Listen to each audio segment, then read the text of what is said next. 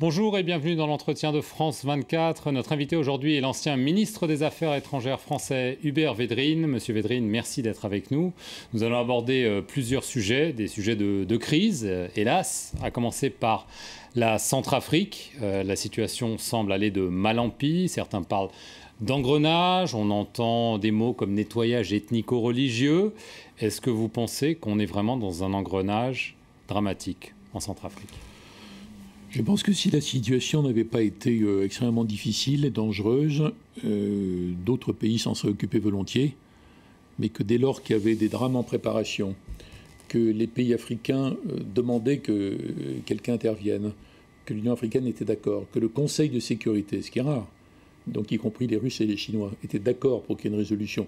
Chapitre 7, c'était quasiment impossible à la France, seul pompier disponible, de ne pas intervenir. Impossible. Donc au point de départ, il faut se rappeler de ça. Donc la décision de ne pas intervenir aurait été grave de conséquences et ça n'aurait pas été compris. Or, il se trouve que la France est un des seuls pays au monde qui ait gardé une armée extrêmement capable et avec un système de décision politique et institutionnelle qui permet d'agir vite, le moment venu. Ça, c'est le point de départ. Après, c'est évidemment très très compliqué. En plus, c'est un pays qui n'a jamais existé vraiment, qui n'a jamais bien fonctionné depuis les indépendances. Et on y retrouve ce qu'on trouve dans beaucoup de pays d'Afrique, de cette zone de transition entre les populations musulmanes, animistes, chrétiennes, etc. Donc c'est objectivement très compliqué. Donc autant je crois que la France a eu raison, c'était courageux, ils font le mieux possible, mais je pense qu'il faut imaginer déjà une sortie par le haut et un relais. Un relais dans lequel la France ne fera pas rien. Elle doit rester en support d'une façon ou d'une autre, il faut y penser. C'était un mandat de 6 mois donné par le Conseil de sécurité. Donc là, au printemps, il va y avoir une suite à imaginer. Laquelle ? Le problème, c'est que sur le terrain, la dégradation va beaucoup plus vite. Est-ce que la France n'a pas présumé de ses forces en allant en Centrafrique avec 1600 hommes ? Elle vient d'ailleurs d'annoncer qu'elle allait accroître son contingent, ce qui est bien l'aveu qu'on y est allé peut-être de façon un peu légère. C'est pas un aveu, c'est pas une question de légèreté. C'est comme si vous me disiez le pompier a présumé de ses forces. Non, il n'a pas eu le choix. On n'a pas eu le choix. Où sont les forces des autres ? L'ensemble. Donc c'est absolument impossible de faire cette critique-là. On peut dire ça va pas durer, c'est insuffisant vu la taille du pays, etc. Mais il ne faut pas inverser les rôles. Donc et où est la force d'intervention rapide que l'Union africaine promet depuis 10 ans ? Elle est où ? Et où est l'intervention des autres Européens ? Et où est l'intervention des autres membres du Conseil de sécurité, les membres permanents ? Il n'y en a pas. Donc la France se trouve le seul pompier. Elle le fait dans la limite de ses moyens, puisqu'elle mène déjà dans les mêmes conditions. Un vrai risque, demande des Africains, Conseil de sécurité, etc. Elle mène une opération au Mali. Donc je crois encore une fois qu'elle a eu raison. Elle l'a fait le mieux possible. Elle peut augmenter un petit peu, sans doute, ses forces. Hein, mais ça ne peut pas régler la question. Donc à un moment ou à un autre, il me semble que la France devrait... saisir le Conseil de sécurité à nouveau et l'Union africaine en disant il faut qu'on organise quelque chose pour après. Et moi, je ne serais pas choqué qu'on réimagine des situations, des systèmes de mandat, de tutelle. Carrément, pour la Centrafrique. Pendant un certain temps, comme ça a été fait pour Timor à un moment donné, pour sortir de l'impasse. Vous voyez ? Alors, il y a très peu de pays qui relèvent de ça. Disons, la Somalie, c'est un peu ce genre de cas. Dans la plupart des cas, le relais peut être pris plus vite. Et puis, les pays ont des forces en eux-mêmes pour se reconstruire. Le Mali, espérons que c'est ce cas, vous voyez. Mais est-ce que le succès, en tout cas, c'est présenté comme un succès du Mali, n'a pas un petit peu aveuglé le président Hollande et les militaires en se disant rien que l'annonce de l'intervention française allait faire peur à tout le monde allait rentrer à la maison. Or, c'est le contraire qui s'est produit. Oui, c'est possible, mais c'est pas ça qui a déterminé le choix. Ce qui a déterminé le choix, c'est la gravité et le fait qu'il n'y ait personne d'autre. Donc la France n'a pas dit, tiens, je suis disponible, je suis super fort, j'ai fait des choses géniales au Mali, où est-ce que je peux aller m'illustrer ? Ça ne s'est pas passé comme ça. Vous ne craignez pas que la France se retrouve spectatrice d'un génocide ? Il n'y a rien à... Enfin, d'abord, c'est pas ce qu'on craint, nous. Dans n'importe quelle situation grave, il y a toujours un risque d'y aller, de faire pour le mieux et d'être accusé, d'être responsable de ce qu'on n'a pas réussi à empêcher. Mais ça, c'est le problème des pompiers aussi. C'est des accusations absurdes. Surtout venant dans une situation où personne d'autre n'est prêt à rien faire. Voyez, donc si quelqu'un est prêt à... Alors je défends comme si j'étais... je ne suis pas en fonction, je n'ai pas de mandat, je ne m'exprime ni pour François Hollande, ni pour Laurent Fabius, ni pour Jean-Yves Le Drian, mais je trouve qu'ils font pour le mieux, c'est courageux. C'est évidemment risqué, parce que vous ne pouvez pas contrôler des pays entiers comme ça, où il peut y avoir des massacres auxquels vous ne pouvez rien, qui ont lieu à côté. En tout cas, ils y ont été parce que ça aurait été une grave responsabilité de ne pas y aller. Donc je redis, je crois qu'il faut réfléchir tout de suite à un relais qui serait pris donc ONU, Union africaine, avec le plein accord de l'Afrique du Sud, du Nigeria, des pays autour, du Tchad par exemple, et la France avec un soutien logistique, de formation, ceci, cela. Quelques Européens, s'ils veulent bien se bouger un peu par rapport à ça. Très bien. Je vais passer au Moyen-Orient, la Syrie. Il y a des négociations qui continuent, difficiles.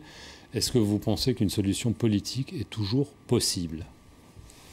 Il y aura forcément une solution politique, même si c'est la pire de toutes, qui est le maintien d'Assad un certain temps, vous voyez. Donc moi je pense que c'est une affaire mal emmanchée depuis le début, que de toute façon croire que Assad allait tomber comme Ben Ali et Moubarak était une erreur d'analyse complète sur ce qu'est la Syrie. Croire depuis l'origine que les Occidentaux, entre guillemets, sous couvert de communauté internationale, allaient pouvoir imposer une solution en faisant l'impasse sur le blocage ou le veto russe, je pense que c'était une erreur d'analyse ancienne. Hein. C'était même avant ce gouvernement-là. Donc on est confronté à quelque chose qui est insupportable pour les Occidentaux, compte tenu des images qu'on voit. On est à combien ? 120, 130 000, je ne sais pas, morts. C'est épouvantable. La façon dont ont été traités par la famine organisée des gens comme à Homs, par exemple. Donc l'impression de voir des conflits médiévaux, vous voyez. Donc c'est épouvantable. On voudrait faire quelque chose. L'Occident, l'Europe, la France en particulier, pense qu'il a un rôle, une mission, quelque chose, et on est confronté à quelque chose que nous allons connaître à nouveau dans d'autres endroits, dans les années et décennies qui viennent, qui est le fait que les Occidentaux ne contrôlent plus le système international. Et que même quand ils le contrôlaient, qu'est-ce qu'on a pu faire pour empêcher les 200 et quelques mille morts de la guerre civile algérienne, l'interminable guerre civile libanaise, etc., etc. Mais c'est très dur à vivre parce qu'on pense que si on est ému à ce point, il y a une solution. C'est quoi la solution ? Les États-Unis ne veulent pas intervenir par la force. On se rappelle de la volte-face de Bama fin août, qui a mis la France dans une situation embarrassante à un moment donné. Même chose du côté britannique. Donc c'est qui, en fait ? Alors, Bachar a gagné ? Momentanément, il a gagné dans la mesure où il n'est pas tombé. L'opposition démocratique n'a pas réussi à être assez forte, assez unie, assez crédible pour le faire tomber, que les oppositions djihadistes ont fait créer la dissension par rapport à l'opposition moderniste, et qu'en plus les djihadistes sont en conflit entre eux, selon leurs parrains. Bon, vous connaissez la complexité de la situation. Il a momentanément gagné. Moi, je pense que c'est une victoire à la Pyrrhuche, que de toute façon, il y a un ébranlement, il y a une délégitimation, il y a une horreur ressentie partout par rapport à ça. Mais enfin, à un moment donné, où là, on le voit qui parlait que Lakhdar Brahimi, qui est cet extraordinaire diplomate algérien, ancien diplomate algérien, qui fait de son mieux, mais c'est bloqué. Donc, qu'est-ce qui pourrait se passer ? Que les Russes finissent par se dire qu'ils ont des intérêts vitaux en Syrie, mais ils ne sont pas forcément mariés avec le régime, et pas forcément mariés avec la partie la plus répressive et la plus sanguinaire du régime. Il peut y avoir un mouvement. Ça supposerait que Obama et les Européens s'entendent mieux avec Poutine que c'est le cas aujourd'hui, qui surmonte une sorte d'allergie anti-Poutine pour travailler de façon réaliste, comme c'est arrivé à d'autres époques, avec des dirigeants pas tellement plus sympathiques. Hein. Bon. Donc ça supposerait ce détour réaliste, ou alors que l'ensemble des opposants s'unissent, mais jamais les démocrates modernistes vont s'allier avec les djihadistes. Donc il faudrait au moins et qu'il reste une pression telle qu'à un moment donné, le régime se dise qu'il a suffisamment gagné pour lâcher du lest. Enfin, ça fait beaucoup de si. Oui, c'est la situation. Hein. C'est pas mon état d'esprit, c'est la situation qui nous amène à penser ça. Sinon, quoi d'autre ? En dehors d'essayer d'obtenir via les Russes des vrais cessez-le-feu, des vraies aides humanitaires, des vrais convois, sortir les gens dans les pires situations. Et après, vous avez une sorte de stagnation où les opposants contrôlent quelques morceaux, les frontières, le pouvoir contrôle Damas, et ça dure. L'horizon est donc... Il faut organiser, il faut construire une alternative pour la Syrie de demain qui soit suffisamment crédible pour que les soutiens du régime s'érodent. Mais quand je dis ça, je sais bien en le disant que c'est insuffisant par rapport à l'horreur de la situation. Mais on ne contrôle pas le monde, vous voyez. La communauté internationale n'existe pas, ça ne veut rien dire. Juste un dernier dossier. Ça dépend de la position des puissances. Un dernier dossier, l'Iran, le nucléaire. Il y a des négociations. Est-ce que vous pensez que là, l'atmosphère a changé et peut permettre d'atteindre un véritable accord sur le nucléaire iranien ? Il le faut en tout cas. Je pense que si le guide Khamenei a soutenu le président Rouhani, il fallait laisser élire, ou fait élire. S'il le soutient, c'est que le régime s'est rendu compte qu'ils étaient quand même pris à la gorge maintenant. Il faut bouger. Ils veulent peut-être pas faire toutes les concessions qu'attendent les Occidentaux, mais c'est l'objet de la négociation. C'est pas de la poudre aux yeux. Non, sinon c'est pas la peine d'entamer ce processus. Ils peuvent attendre. Non, je pense qu'ils sont pris à la gorge. Il y a une vraie motivation. Du côté américain, il est clair que Obama, qui pense qu'il a été élu pour mettre fin à toutes les guerres absurdes de W. Bush, veut tout faire pour éviter d'avoir à frapper l'Iran. Bon. Donc il s'est engagé dans quelque chose. Après, qu'est-ce que ça va donner? Il y a des forces importantes en Iran, aux États-Unis, en Israël, en Arabie, à Abu Dhabi, qui ne veulent pas de ce processus, qui vont peut-être essayer de le torpiller, ou qui vont dire toujours que c'est insuffisant. Mais en même temps, je pense qu'Obama veut réussir. À mon avis, c'est dans tout ce qui se passe dans le monde, c'est l'élément le plus important. Le plus important parce que... Et le plus prometteur? On verra, oui, c'est la première fois en tout cas depuis la révolution islamique de 1979 qu'il y a un processus en vue qui peut permettre de modifier les lignes, le rapport de force.